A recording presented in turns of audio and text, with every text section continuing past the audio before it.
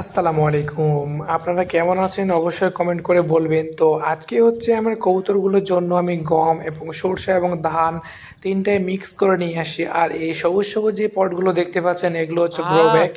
এখানে মূলত গাছ লাগানোর জন্য এগুলো হচ্ছে কিনে নিয়েছি। এগুলো হচ্ছে এমনি কিনতে পাবেন না, আপনারা এগুলো ফ্লিপকার্টে কিনতে পাবেন। তো আজকে হচ্ছে ছাদে এসে আমার কবুতরগুলোকে খাবার দিব। তো ১ম এই এসেছে হচ্ছে আমাদের টুসু বাবু এবং হচ্ছে আমাদের ময়ূরপঙ্খী, এরা দুজনেই খেতে এসেছে এই যে। তো আমি হালকা হালকা খাবারগুলো ছড়িয়ে দিতে হচ্ছে আমাদের দুটোই ময়ূরপঙ্খী চলে এসেছে এবং হচ্ছে টুসু ও চলে এসেছে, এই যে ইরাবতী সেও চলে আসলো। তো কবুতরগুলো হচ্ছে শখ করে খাচ্ছে সরষে দানা। কবুতরের সব থেকে ফেভারিট একদম পছন্দের খাবার দেশি কবুতরের। তো বেচারা সবাই ভয়ে আবার দূরে দূরে দাঁড়িয়ে আছে, কেননা ভয়ে কারো খাওয়ার সাহস হচ্ছে না যে সে আমাদের এখানে খাবে। তো এতটা ভয় পাচ্ছে, ওই জন্য আমিও এই খাবারগুলো সম্পূর্ণ ছড়িয়ে ছিটিয়ে দিচ্ছি, না হলে আবার উড়ে উড়ে চলে যাবে। তো প্রচণ্ড বৃষ্টি, আর বৃষ্টির আবহাওয়ার মধ্যে আপনারা চেষ্টা করবেন হচ্ছে যখনই বৃষ্টি থামবে সকালবেলা, সেই সকালবেলা হচ্ছে কবুতরকে খাবার দিয়ে দিবেন। আর এক টাইম হচ্ছে বিকেলে হচ্ছে যখন বৃষ্টি থামবে তখনই খেতে দিবেন। তো প্রায় কিছুক্ষণ আগেই বৃষ্টি হলো, আকাশ অনেক মেঘলা।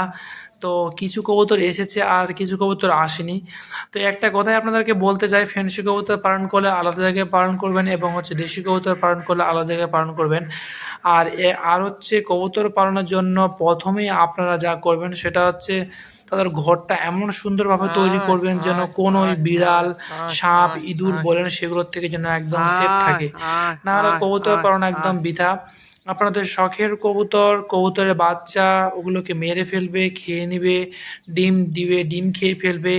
প্রায় অনেক দিন ধরে এই সমস্যার সম্মুখীন আমি হচ্ছি।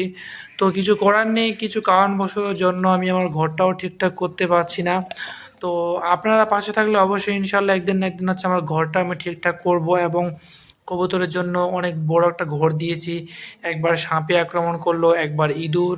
তো অনেকবার ইঁদুরের আক্রমণ এবং সাপের আক্রমণ থেকে আমরা অনেকগুলো কবুতরকে হারিয়েছি এবং কবুতরের ডিম খেয়ে ফেলেছে, কিছু কবুতর মেরেও ফেলেছে, কিছু কবুতরের বাচ্চাও খেয়ে ফেলেছে। এই জন্য অনেক সমস্যায় আছি, বেশ সমস্যায় মানে বোঝাতে পারবো না, এতটা কষ্ট এবং দুঃখজনক বিষয়। তো আমি চলে এসেছি দূরে, আর আমার কবুতরগুলো সবাই খাচ্ছে। যারা যারা কবুতর লাভার অবশ্যই হচ্ছে কমেন্ট করে বলবেন এবং কীরকম লাগছে আমার ভিডিওগুলো সেগুলো কমেন্ট করে জানাবেন। তো এখন আমি চলে এসেছি এখানে, দেখবো যে দুটো বাচ্চা ফুটেছে কি ফুটেনি। মাশাল্লাহ দুটো বাচ্চা ফুটেও গেছে অলরেডি।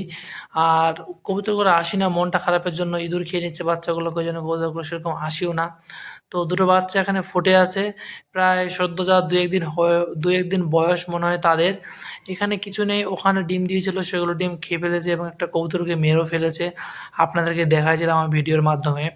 তো এখন এই যে যেই জিনিসপত্রগুলো রাখা আছে সেগুলো সরিয়ে নিতে হবে। বৃষ্টি থামলে হচ্ছে আমি এগুলো সম্পূর্ণ সব পরিষ্কার টরিষ্কার করে ঘরটা একদম ক্লিন করে দিব।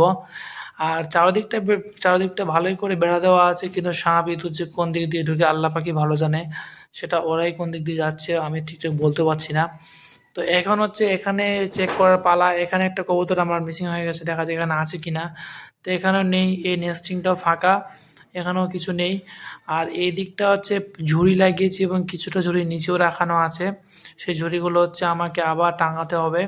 তো কবুতরগুলো সব থেকে সুন্দর বেশি ভালোবাসে হচ্ছে ঝুড়িতে এবং হচ্ছে হাঁড়িতে। মাটির হাঁড়িতে কবুতর অনেক থাকতে স্বাচ্ছন্দ্যবোধ এবং পছন্দবোধ মনে করে।